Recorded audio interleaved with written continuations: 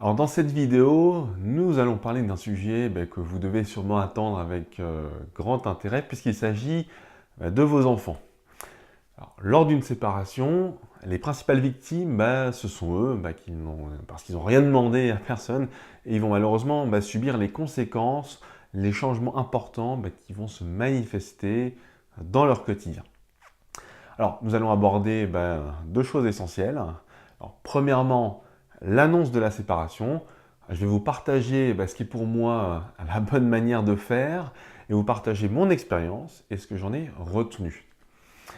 Et deuxièmement, nous aborderons les différents modes de garde qui existent. Nous dresserons leurs avantages et leurs faiblesses.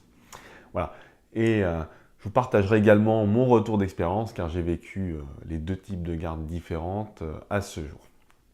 Alors, allons-y pour la première partie de cette vidéo. Comment annoncer à votre enfant que vous divorcez?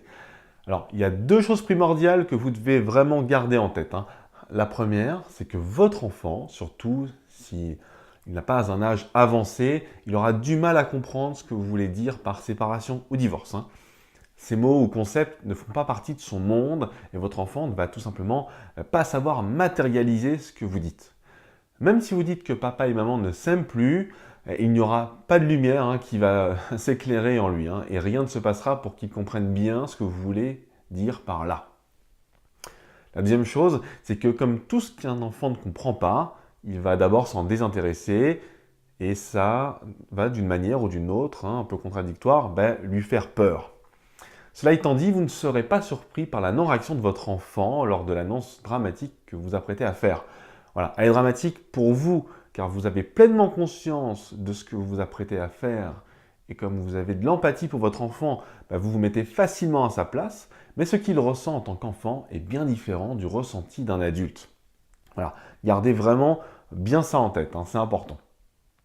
Alors je vous dis maintenant comment ça s'est déroulé pour moi, quand j'ai annoncé avec mon ex-femme à mes enfants que nous nous séparions.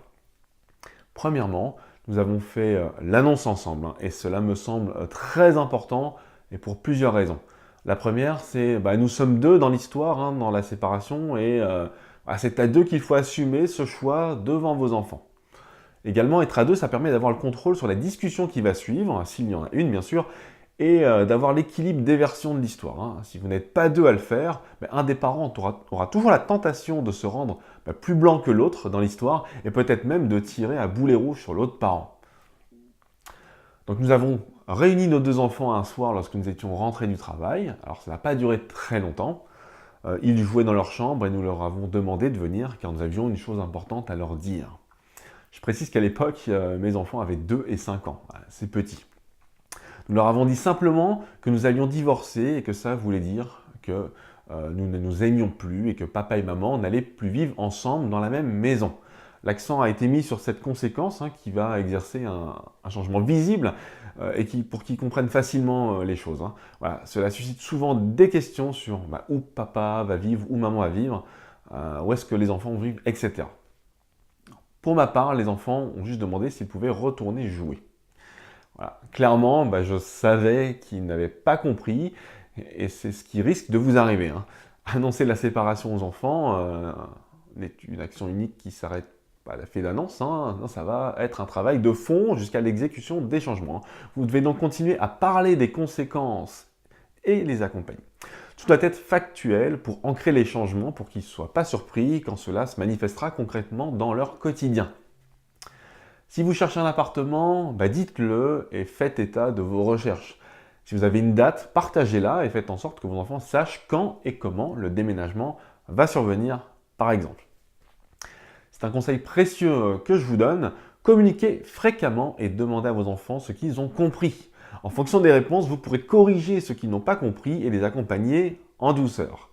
Voilà, vous pourrez aussi avoir un écho de ce que votre conjoint raconte et remettre les choses en perspective en cas de besoin. Pour résumer, vous devez donc annoncer ensemble la séparation, axer votre communication sur les conséquences dans le quotidien des enfants, continuer à en parler assez souvent, faire des points sur les réalisations des changements, recherche de logement, déménagement, vacances, garde, etc. Cinquièmement, rassurer sur tous ces points. Sixièmement, demander ce que vos enfants comprennent. Septièmement, corriger les inexactitudes.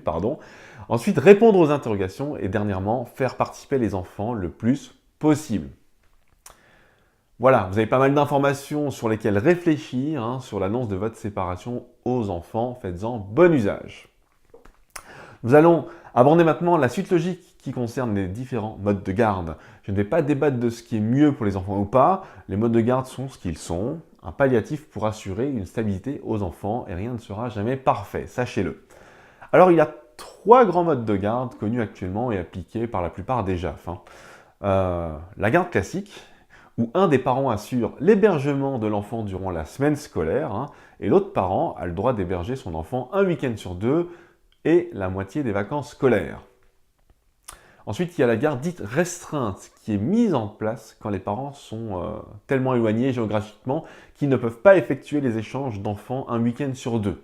Alors, l'autre parent aura seulement la moitié des vacances scolaires, d'où le terme de garde réduite. Et le troisième mode de garde, c'est la garde alternée ou partagée. Alors, chaque parent a son enfant 50% du temps, moitié-moitié. Ça implique que les parents sont proches géographiquement, ou du moins de l'école, et ont tous les deux la capacité d'héberger décemment leur enfant.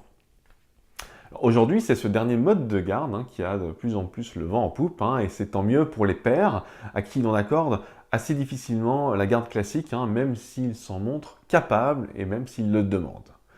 Alors, personnellement, lorsque mon ex-femme et moi nous sommes séparés, nous avons tout de suite trouvé un terrain d'entente sur le mode de garde. Mon ex-femme demandant le divorce pour retrouver une certaine forme de liberté, cela passait forcément par se dégager du temps pour elle. Donc j'ai tout de suite accepté la garde partagée, conscient de l'aubaine. Nous avons mis cette alternance de garde en place avant même de nous présenter devant le juge pour la fameuse audience de conciliation.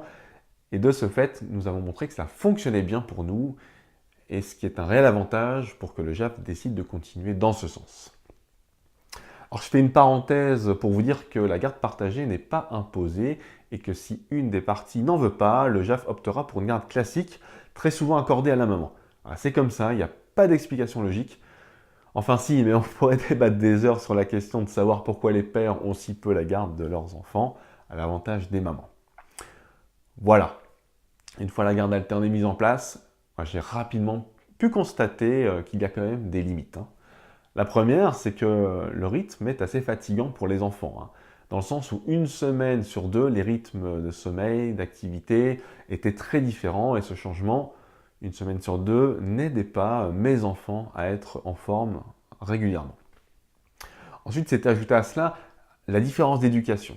Force était de constater que nous n'avions, mon ex-femme et moi, pas les mêmes attentes par rapport à ce que nous exigions des enfants et ce que nous voulions leur transmettre. Par malchance, dirais-je, j'étais plus strict que mon ex-femme, mais je devais batailler pour que mes enfants reprennent les bonnes habitudes, celles de ma maison. L'inconvénient, c'est qu'il fallait 2 à 3 jours pour que mes enfants rentrent dans le rang et que tout roule à la maison. L'avantage, c'est que les enfants étaient cadrés, donc sages, tranquilles, n'ayant pas besoin de repousser tout le temps les limites, alors que chez mon ex-femme en tout cas se plaignait souvent qu'ils étaient infernaux chez elle. Cette différence de rythme et les conséquences sur les enfants fut une des raisons pour laquelle j'ai finalement demandé la garde complète de mes enfants. Ce qu'il faut savoir et garder en tête, c'est que lorsque vous êtes en couple, vos différences sont compensées car vous êtes une équipe et que vous êtes à 2. Voilà. Surtout si vous avez une éducation différente. Au moment de la rupture, par contre, cet équilibre, il est rompu et vous avez au final 2 forces qui s'affrontent. Alors ce n'est pas toujours le cas, et si vous êtes en harmonie sur la manière d'éduquer vos enfants, il n'y aura pas de problème en soi. Et tant mieux. Mais dans le cas contraire, ce sera forcément plus compliqué et vos enfants seront tirés de part et d'autre. Et cela sera souvent ce qui est plus facile pour les enfants qui l'emportera. C'est rarement l'exigence, le vertueux, ce qui nécessite un effort qui l'emporte malheureusement. Alors gardez bien tout ça en tête pour réfléchir à ce que vous souhaitez mettre en place. Alors, autre astuce pour la garde alternée, si vous effectuez la passation des enfants le dimanche soir, vous allez avoir des couacs.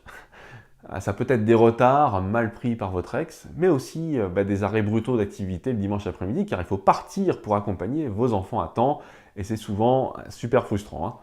Alors, je vous conseille du coup de mettre en place la semaine du vendredi au vendredi. Vous récupérez les enfants après l'école, c'est plus simple, vous pouvez partir en week-end sans avoir à vous soucier du retour du dimanche à l'heure promise et due.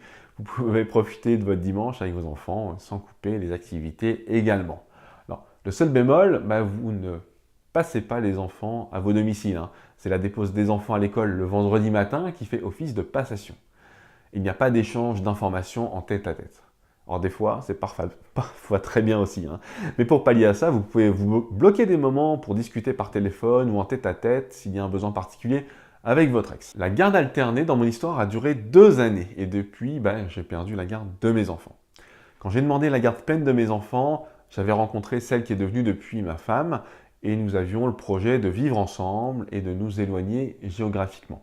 Alors pas très loin, hein, 14 km, hein, mais en région parisienne, 14 km, c'est trop loin pour assurer de déposer les enfants à l'école tous les matins sans que cela soit un véritable enfer, hein.